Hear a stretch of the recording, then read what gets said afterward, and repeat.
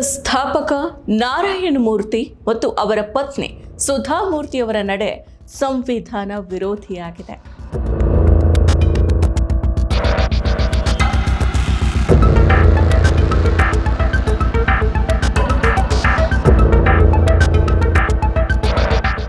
ಇವರ ನಿಲುವು ಸಾಮಾಜಿಕ ನ್ಯಾಯ ವಿರೋಧಿ ಕೂಡ.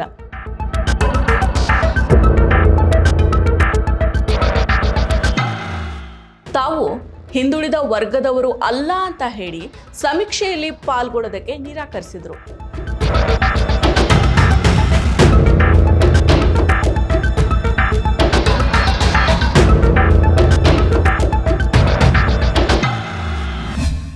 ನಮಸ್ಕಾರ, ADN.comಗೆ ಸ್ವಾಗತ. ನಾನು ಸಪನ.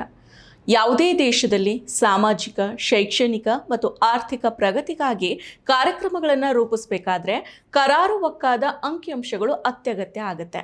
ಅಂಕಿಅಂಶಗಳಿಲ್ಲದೆ ಅಭಿವೃದ್ಧಿ ಮತ್ತು ಸಮಾಜ ಕಲ್ಯಾಣ ಯೋಜನೆಗಳಿಗೆ ಸಾಕಷ್ಟು ಸಂಪನ್ಮೂಲಗಳನ್ನು ಒದಗಿಸೋದು ಮತ್ತು ಸಮರ್ಪಕವಾಗಿ ಜಾರಿಗೆ ತರೋದು ಸಾಧ್ಯನೇ ಇಲ್ಲ. ನಿಖರವಾದ ಮಾಹಿತಿ, ಅಂಕಿಅಂಶಗಳನ್ನು ಕಾಲಕಾಲಕ್ಕೆ ಪಡೆದು ವಾಸ್ತವವನ್ನು ದಾಖಲು ಮಾಡಿ ವೈಜ್ಞಾನಿಕವಾಗಿ ಸಾಮಾಜಿಕ, ಶೈಕ್ಷಣಿಕ ಮತ್ತು ಆರ್ಥಿಕ ನೀತಿಗಳನ್ನು ಜಾರಿಗೆ ತರೋದು ಯಾವುದೇ ಪ್ರಜಾಸತ್ತಾತ್ಮಕ ಸರ್ಕಾರದ ಜವಾಬ್ದಾರಿ. ಯಾವ ಸಮುದಾಯಗಳು ಆರ್ಥಿಕವಾಗಿ, ಸಾಮಾಜಿಕವಾಗಿ ಹಾಗೂ ಶೈಕ್ಷಣಿಕವಾಗಿ ಯಾವ ಸ್ಥಿತಿಯಲ್ಲಿದೆ ಅನ್ನೋ ಬಗ್ಗೆ ಮಾಹಿತಿಯನ್ನು ಪಡೆಯೋದಕ್ಕೆ ಮತ್ತು ಹಿಂದುಳಿದ ವರ್ಗಗಳನ್ನು ಗುರುತಿಸೋದಕ್ಕೆ ಸುಪ್ರೀಂ ಕೋರ್ಟ್ನ ಸಂವಿಧಾನ ಪೀಠ 1992ರಲ್ಲಿ ನೀಡಿದ ಮಾರ್ಗಸೂಚಿಗಳ ಅನ್ವಯ ಕರ್ನಾಟಕ ಸರ್ಕಾರ ಕೈಗೊಂಡ ಸಮೀಕ್ಷೆ ಹಲವು ಕಾರಣಗಳಿಗಾಗಿ ಐತಿಹಾಸಿಕ ಪ್ರಾಮುಖ್ಯತೆಯನ್ನು ಪಡೆದುಕೊಂಡಿದೆ. ರಾಜ್ಯದ ಪ್ರಬಲ ಜಾತಿಗಳನ್ನು ಪ್ರತಿನಿಧಿಸೋ ಸಂಘಟನೆಗಳು ರಾಜ್ಯದಲ್ಲಿ ನಡೀತಾ ಇರೋ ಸಾಮಾಜಿಕ ಮತ್ತು ಶೈಕ್ಷಣಿಕ ಸಮೀಕ್ಷೆಯನ್ನು ವಿರೋಧ ಮಾಡ್ತಾ ಇದ್ದಾವೆ. ಅಖಿಲ ಕರ್ನಾಟಕ ಬ್ರಾಹ್ಮಣ ಮಹಾಸಭಾ, ಅಖಿಲ ಭಾರತ ವೀರಶೈವ ಲಿಂಗಾಯತ ಮಹಾಸಭಾ ಮತ್ತು ರಾಜ್ಯ ಒಕ್ಕಲಿಗರ ಸಂಘ 10 ವರ್ಷಗಳ ಹಿಂದೆ ಕರ್ನಾಟಕ ಹಿಂದುಳಿದ ವರ್ಗಗಳ ಆಯೋಗ ನಡೆಸಿದ್ದ ಸಮೀಕ್ಷೆಯ ವರದಿಯನ್ನ ಒಪ್ಪಿಕೊಳ್ಳಬಾರದು ಅಂತ ಯಾವುದೇ ಸಮಂಜಸ ಕಾರಣವನ್ನ ನೀಡದೆ ಪ್ರತಿಭಟನೆಯನ್ನ ಮಾಡಿದ್ವು. ಆ ಸಮೀಕ್ಷೆಯನ್ನ ವೈಜ್ಞಾನಿಕವಾಗಿಲ್ಲ ಅನ್ನೋ ವಾದವನ್ನ ಮುಂದಿಟ್ಟಿದ್ದಾವೆ ಹೊರತು ಅದರಲ್ಲಿರೋ ನಿರ್ದಿಷ್ಟ ಲೋಪಗಳು ಏನು ಅನ್ನೋದನ್ನ ತೋರಿಸಲಿಲ್ಲ.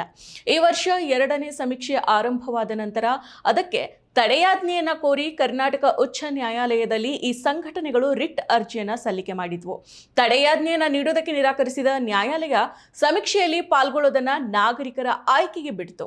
ಡಿಸೆಂಬರ್ 5ರಂದು ವಿಚಾರಣೆ ಮುಂದುವರಿಯಲಿದೆ. ನ್ಯಾಯಾಲಯದ ತೀರ್ಪು ಏನೇ ಆಗಿದ್ರೂ ಸಮೀಕ್ಷೆಯ ಫಲಿತಾಂಶವನ್ನ ಪ್ರಬಲ ಸಮುದಾಯಗಳು ಪುನಃ ತಿರಸ್ಕರಿಸುವ ಸಾಧ್ಯತೆಯನ್ನ ತಳ್ಳಿ ಹಾಕುವಂತಿಲ್ಲ. ಹಿಂದಿನ ಸಮೀಕ್ಷೆ ವೈಜ್ಞಾನಿಕ ಆಗಿರಲಿಲ್ಲ ಅಂತ ಟೀಕೆ ಮಾಡ್ತಾ ಇದ್ದ ಈ ಸಂಘಟನೆಗಳು ಸಮೀಕ್ಷೆಯನ್ನೇ ನಡೆಸ್ಕೂಡುದು ಅನ್ನೋ ವಾದವನ್ನ ಮುಂದಿಟ್ಟಿದ್ದು ಅವರ ವಿರೋಧಕ್ಕೆ ಬೇರೆನೇ ಕಾರಣಗಳಿರೋದನ್ನ ಸ್ಪಷ್ಟಪಡಿಸುತ್ತೆ. ಕರ್ನಾಟಕದ ಬಹುತೇಕ ಸಾಮಾಜಿಕ ಗುಂಪುಗಳು ಸಮೀಕ್ಷೆಯಲ್ಲಿ ವಿಶ್ವಾಸವನ್ನ ವ್ಯಕ್ತಪಡಿಸಿದ್ರೆ ಈ ಸಂಘಟನೆಗಳು ತಮ್ಮ ಸಮುದಾಯಗಳ ರಾಜಕೀಯ ಯಜಮಾನಿಕೆಗೆ ಸಮೀಕ್ಷೆಯ ಫಲಿತಾಂಶ ಸವಾಲಾಗಬಹುದು ಅನ್ನೋ ಆತಂಕದಿಂದ ತಾವೇ ಸಮೀಕ್ಷೆಯನ್ನ ಮಾಡಿಕೊಳ್ಳೋ ಬೆದರಿಕೆಯನ್ನು ಕೂಡ ಹಾಕಿದ್ವು. ಈ ಸಂಘ ಪರಿವಾರ ಅಂತೂ ಸಮೀಕ್ಷೆ ಹಿಂದೂ ಸಮಾಜವನ್ನು ಒಡೆಯೋ ತಂತ್ರ ಅಂತ ಪ್ರಚಾರ ಮಾಡ್ತಾ ಬಂದಿದೆ. ಇವೆಲ್ಲ ವಿರೋಧದ ನಡುವೆ ಸಮೀಕ್ಷೆಯನ್ನು ನಡೆಸೋ ದಿಟ್ಟ ನಿರ್ಧಾರವನ್ನು ಕರ್ನಾಟಕ ಸರ್ಕಾರ ಕೈಗೊಂಡಿತು.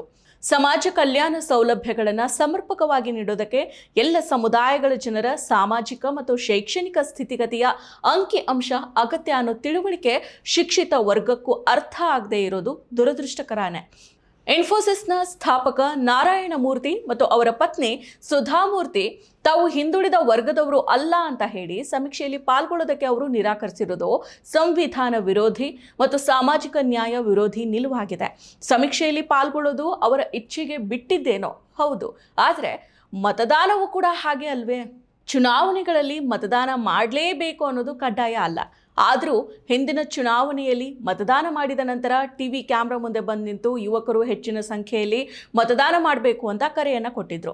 ನಾನು ಮತದಾನವನ್ನು ಮಾಡೋದಿಲ್ಲ ಅಂತ ಹೇಳೋದು ಎಷ್ಟು ಪ್ರಜಾಪ್ರಭುತ್ವ ವಿರೋಧಿ ನಿಲುವೋ, ನಾನು ಸಾಮಾಜಿಕ ಮತ್ತು ಶೈಕ್ಷಣಿಕ ಸಮೀಕ್ಷೆಯಲ್ಲಿ ಭಾಗವಹಿಸೋದಿಲ್ಲ ಅಂತ ಹೇಳೋದು ಕೂಡ ಅಷ್ಟೇ ಪ್ರಜಾಪ್ರಭುತ್ವ ವಿರೋಧಿ ನಿಲುವು.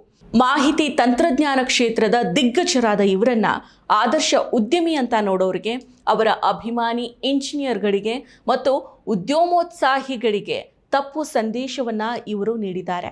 ಸಮೀಕ್ಷೆಯಲ್ಲಿ ಪಾಲ್ಗೊಂಡವರ ಪ್ರಮಾಣ ಬೆಂಗಳೂರಿನಂತಹ ನಗರದಲ್ಲಿ ಗಣನೀಯವಾಗಿ ಕಡಿಮೆ ಆಗಿರುವುದಕ್ಕೆ ನಾರಾಯಣ ಮೂರ್ತಿಯಂತಹವರ ನಿಲುವು ಕಾರಣ ಆಗಿರಬಹುದು. ಸಾವಿರಾರು ವರ್ಷಗಳಿಂದನೂ ಕೂಡ ಬಹುಜನರನ್ನ ಹೊರಗಿಟ್ಟು ದೇವಸ್ಥಾನದಿಂದ ಹಿಡಿದು ಹಲವು ಸಾಂಸ್ಥಿಕ ವ್ಯವಸ್ಥೆಗಳಲ್ಲಿಯೂ ಕೂಡ 100ರಷ್ಟು ಮೀಸಲಾತಿಯನ್ನು ಅನುಭವಿಸ್ತಾ ಬಂದಿರೋ ಸಮುದಾಯಕ್ಕೆ ಸೇರಿದ ನಾರಾಯಣ್ ಮೂರ್ತಿಯವರು ಹಿಂದುಳಿದ ವರ್ಗಗಳಿಗೆ ಮೀಸಲಾತಿಯನ್ನು ಮೊದಲಿನಿಂದನೂ ಕೂಡ ವಿರೋಧ ಮಾಡಿಕೊಂಡು ಬಂದವರು. ಸೆಮಿನಾರ್ ಮಾಸಿಕಕ್ಕೆ ಜನವರಿ 2000ರಲ್ಲಿ ನೀಡಿದ್ದ ಸಂದರ್ಶನದಲ್ಲಿ ಕರ್ನಾಟಕದಲ್ಲಿದ್ದ ಮೀಸಲಾತಿ ವ್ಯವಸ್ಥೆಯಿಂದಾಗಿ ಸಮಾಜದ ಒಂದು ನಿರ್ದಿಷ್ಟ ವರ್ಗದಿಂದ ಬಂದಂತಹ ನನ್ನಂಥವರಿಗೆ ಉದ್ಯೋಗ ಸಿಗೋದು ಸುಲಭ ಆಗಿರಲಿಲ್ಲ. ಆ ಕಾರಣಕ್ಕೆ ಉದ್ಯೋಗ ಹುಡುಕೋ ಪ್ರಯತ್ನವನ್ನು ನಾನು ನಿಲ್ಲಿಸಿ 2 ವರ್ಷಗಳ ಸ್ನಾತಕೋತ್ತರ ಪದವಿಗೆ ಸೇರ್ಕೊಂಡೆ ಅಂತ ಹೇಳಿದರು. ಇಂದು ಪ್ರಚಲಿತವಿರೋ ಮೀಸಲಾತಿಯಿಂದಾಗಿ ಮೇಲುವರ್ಗದ ಪ್ರತಿಭಾವಂತ ಯುವಕರಿಗೆ ಅನ್ಯಾಯ ಆಗ್ತಾ ಇದೆ ಅನ್ನೋ ಆಧಾರರಹಿತ ತಪ್ಪು ತಿಳುವಳಿಕೆ. ಜಾತಿ ಆಧಾರಿತ ಮೀಸಲಾತಿಯನ್ನು ವಿರೋಧಿಸೋ ಮೂರ್ತಿಯವರು ಆರ್ಥಿಕ ಮಾನದಂಡದ ಆಧಾರದ ಮೇಲೆ ನೀಡೋ ಮೀಸಲಾತಿಗೆ ನನ್ನ ವಿರೋಧ ಇಲ್ಲ ಅಂತ ಹೇಳ್ತಾ ಬಂದಿದ್ದಾರೆ. ಕೆಳಜಾತಿಯ ಸಮುದಾಯಗಳು ಸಾವಿರಾರು ವರ್ಷಗಳಿಂದ ಅನುಭವಿಸ್ತಾ ಇರೋ ದೌರ್ಜನ್ಯ, ಅನ್ಯಾಯ, ತಾರತಮ್ಯ, ಶೋಷಣೆಯ ಅರಿವು ಇಲ್ಲದೇ ಇರೋರು ಮಾತ್ರ ಈ ನಿಲುವನ್ನು ತಾಳಬಲ್ಲರು. ತಮ್ಮ ಮೀಸಲಾತಿ ಮತ್ತು ಪ್ರಜಾಪ್ರಭುತ್ವ ವಿರೋಧಿ ನಿಲುವಿನಿಂದಾಗಿಯೇ ಮೂರ್ತಿ ದಂಪತಿಗಳು ಸಮೀಕ್ಷೆಯಲ್ಲಿ ಪಾಲ್ಗೊಳ್ಳೋದಕ್ಕೆ ನಿರಾಕರಿಸಿದ್ರು ಅನ್ನೋದು ಸ್ಪಷ್ಟ. ಸಾಮಾಜಿಕ ನ್ಯಾಯ ಮತ್ತು ಸಮಾನತೆಯ ಮೌಲ್ಯಗಳನ್ನು ಗೌರವಿಸಿದ ಕಾರ್ಪೊರೇಟ್ ವಲಯದ ಪ್ರಮುಖ ಪ್ರತಿನಿಧಿ ಇವರು. 2019ರಲ್ಲಿ ಬ್ರಾಹ್ಮಣರು ಸೇರಿದಂತೆ ಕೆಲವೇ ಮೇಲ್ಜಾತಿಗಳಿಗೆ ಅವರ ಜನಸಂಖ್ಯೆಯ ಪ್ರಮಾಣಕ್ಕಿಂತ ಹಲವು ಪಟ್ಟು ಹೆಚ್ಚಿನ ಮೀಸಲಾತಿಯನ್ನು ಸಂವಿಧಾನ ತಿದ್ದುಪಡಿಯ ಮೂಲಕ ನೀಡಿದಾಗ ಮೀಸಲಾತಿ ವಿರೋಧಿಗಳಾದ ನಾರಾಯಣ ಮೂರ್ತಿಗಳು ಯಾವುದೇ ಆಕ್ಷೇಪವನ್ನು ವ್ಯಕ್ತಪಡಿಸಿರಲಿಲ್ಲ. ಸಾಮಾಜಿಕವಾಗಿ ಮತ್ತು ಶೈಕ್ಷಣಿಕವಾಗಿ ಹಿಂದುಳಿದವರಿಗೆ ಮಾತ್ರ ಮೀಸಲಾತಿ ನೀಡಬೇಕು ಅನ್ನೋ ಸಂವಿಧಾನದ ಮೂಲ ಆಶಯವನ್ನೇ ಬುಡಮೇಲು ಮಾಡಿ ಯಾವುದೇ ಅಂಕಿಅಂಶಗಳ ಆಧಾರವೂ ಇಲ್ಲದೆ ಹೊಸ ವರ್ಗವನ್ನು ಸೃಷ್ಟಿಸಿ ಈಗಾಗಲೇ ಅವರ ಜನಸಂಖ್ಯೆಗಿಂತನೂ ಹೆಚ್ಚು ಪ್ರಮಾಣದ ಸರ್ಕಾರಿ ಉದ್ಯೋಗಗಳನ್ನು ಪಡೆದುಕೊಂಡಿದ್ದವರಿಗೆ ಮೀಸಲಾತಿ ನೀಡಿದ್ದು ಮೆರಿಟ್ಗೆ ಮಾಡಿದ ಅನ್ಯಾಯ ಅಂತ ಈ ಮೂರ್ತಿಗಳಿಗೆ ಅನಿಸ್ಲಿಲ್ಲ. ಶತಮಾನಗಳ ಕಾಲ ಶಿಕ್ಷಣದಿಂದ ವಂಚಿತರಾದ ಕೆಳ ಜಾತಿಗಳಿಗೆ ಮೀಸಲಾತಿ ದೊರೆತಾಗ ಮಾತ್ರ ಅವರಿಗೆ ಮೆರಿಟ್ ನೆನಪಾಗುತ್ತೆ. ಕೇಂದ್ರ ಸರ್ಕಾರ ಮುಂದೆ ನಡೆಸಬಹುದಾದ ಜಾತಿ ಗಣತಿಯಲ್ಲಿ ಭಾಗವಹಿಸೋದಕ್ಕೆ ಮೂರ್ತಿಗಳು ನಿರಾಕರಿಸ್ತಾರ ಅನ್ನೋದನ್ನು ಕಾದು ನೋಡಲೇಬೇಕಾಗಿದೆ. ಆಸ್ತಿ, ಉದ್ಯೋಗ ಮತ್ತು ಆದಾಯದ ಬಗ್ಗೆ ನೀಡಿದ ಮಾಹಿತಿ ದುರುಪಯೋಗ ಆಗುತ್ತೇನೋ ಅನ್ನೋ ಸುಳ್ಳು ಪ್ರಚಾರ, ಅಸಮರ್ಪಕ ಸಿದ್ಧತೆ ಮತ್ತು ತಾಂತ್ರಿಕ ದೋಷಗಳು ಸಮೀಕ್ಷೆಗೆ ಸವಾಲಾಗಿದ್ವು. 2015ರಲ್ಲಿ ಸಮೀಕ್ಷಾ ಪೂರ್ವ ತಯಾರಿಗೆ ಮತ್ತು ತರಬೇತಿಗೆ ಅಗತ್ಯ ಗಮನವನ್ನು ನೀಡಲಾಗಿತ್ತು. ಅಷ್ಟೇ ಅಲ್ಲದೆ ಸಮೀಕ್ಷೆ ಕುರಿತು ಜನರಲ್ಲಿ ಅರಿವನ್ನು ಮೂಡಿಸೋ ಕಾರ್ಯವನ್ನು ಕೂಡ ಕೈಗೊಳ್ಳಲಾಗಿತ್ತು. ಆದರೆ ಈ ಸಮೀಕ್ಷೆಗೆ ಅಗತ್ಯವಾದ ಸಿದ್ಧತೆಯನ್ನು ಮಾಡಿಕೊಳ್ಳದೆ ಅವಸರದಲ್ಲಿ ಪೂರ್ಣಗೊಳಿಸೋ ಪ್ರಯತ್ನವನ್ನು ಮಾಡಿದ್ದು ಕಾಣಿಸುತ್ತೆ. ಸಮೀಕ್ಷೆದಾರರಿಗೆ ನೀಡಬೇಕಾಗಿದ್ದ ತರಬೇತಿಯನ್ನ ನಿರ್ಲಕ್ಷ್ಯ ಮಾಡಲಾಯಿತು. ಸೆಪ್ಟೆಂಬರ್ 22ರಿಂದ ಅಕ್ಟೋಬರ್ 7ರ ಅವಧಿಯಲ್ಲಿ ಈ ಸಮೀಕ್ಷೆಯನ್ನು ಪೂರ್ಣಗೊಳಿಸಬೇಕೆಂಬ ಆದೇಶ ಅಪ್ರಾಯೋಗಿಕವಾಗಿತ್ತು. ಅದು ಶಾಲೆಗಳಿಗೆ ಮಧ್ಯಂತರ ರಜೆಯ ಸಮಯ ಆಗಿದ್ರಿಂದ ಮತ್ತು ಸರಣಿ ಹಬ್ಬಗಳು ಇರೋದ್ರಿಂದ ನಿರಂತರ ಸಮೀಕ್ಷೆಯನ್ನು ನಡೆಸೋದು ಸಮೀಕ್ಷಾದಾರರಿಗೆ ಸಾಧ್ಯ ಆಗಲಿಲ್ಲ. ಇದು ಡಿಜಿಟಲ್ ಸಮೀಕ್ಷೆ ಆಗಿರೋದ್ರಿಂದ ಎಷ್ಟೋ ಹಳ್ಳಿಗಳಲ್ಲಿ ಅಂತರ್ಜಾಲ ಲಭ್ಯ ಇಲ್ಲದೆ ಅಥವಾ ಸಿಗ್ನಲ್ಲೇ ಸಿಗದೆ 60 ಪ್ರಶ್ನೆಗಳಿಗೆ ಉತ್ತರಗಳನ್ನು ಆಯ್ಕೆ ಮಾಡಿ ಸಲ್ಲಿಸೋದು ಸಮೀಕ್ಷಾದಾರರಿಗೆ ಕಷ್ಟದ ಕೆಲಸ ಆಗಿತ್ತು. ಸಮೀಕ್ಷಾ ವಿವರಗಳ ಸ್ವಸಲ್ಲಿಕೆಗೆ ಅವಕಾಶವನ್ನು ನೀಡಲಾಗಿದ್ದರೂ ಮೊಬೈಲ್ ಆ್ಯಪ್ ಸಮರ್ಪಕವಾಗಿ ಕೆಲಸ ಮಾಡದೆ 2-3ನೇ ಹಂತದಿಂದ ಮುಂದೆ ಹೋಗಲಾಗದೆ ಸ್ವಸಲ್ಲಿಕೆಯ ಪ್ರಯತ್ನಗಳು ವಿಫಲ ಆದವು. ಮೊದಲ ಕೆಲವು ದಿನಗಳಲ್ಲಿ ಪ್ರಶ್ನಾವಳಿಯ ಆರಂಭಿಕ ಪುಟಗಳೇ ತೆರೆದುಕೊಳ್ತಾ ಇರಲಿಲ್ಲ. ಪ್ರಶ್ನೆಗಳನ್ನು ಉತ್ತರಿಸುವಾಗ ಎದುರಾಗಬಹುದಾದ ತಾಂತ್ರಿಕ ತೊಂದರೆಗಳಿಗೆ ಅಲ್ಲಿಯೇ ಪರಿಹಾರಗಳನ್ನು ನೀಡಬಹುದಾಗಿತ್ತು. ಆದರೆ ಆ ಬಗ್ಗೆ ತಾಂತ್ರಿಕ ಪರಿಣಿತರು ಗಮನವನ್ನು ನೀಡದಂತೆ ಕಾಣಿಸ್ತಾ ಇಲ್ಲ. ಮೊಬೈಲ್ ಆ್ಯಪ್ ಬಳಕೆದಾರ ಸ್ನೇಹಿ ಆಗಿದ್ದರೆ ಇನ್ನೂ ಹೆಚ್ಚಿನ ಸಂಖ್ಯೆಯಲ್ಲಿ ಜನರು ಸಮೀಕ್ಷೆಯಲ್ಲಿ ಪಾಲ್ಗೊಳ್ಳೋ ಸಾಧ್ಯತೆ ಇತ್ತು. ಈ ಎಲ್ಲ ಮಿತಿಗಳ ನಡುವೆಯೂ 80ಕ್ಕಿಂತಲೂ ಹೆಚ್ಚು ಜನರ ಸಮೀಕ್ಷೆ ನಡೆಸಿದ್ದು ಅಲ್ಪ ಸಾಧನೆ ಏನೂ ಅಲ್ಲ. ಯಾವುದೇ ವರ್ಗದ ಸಬಲೀಕರಣಕ್ಕಾಗಿ ಸಂಪನ್ಮೂಲಗಳನ್ನು, ಸೌಲಭ್ಯಗಳನ್ನು ಒದಗಿಸೋದಕ್ಕೆ ಅದರ ಬಗೆಗಿನ ಸಂಪೂರ್ಣ ಮಾಹಿತಿ ಅತ್ಯವಶ್ಯ.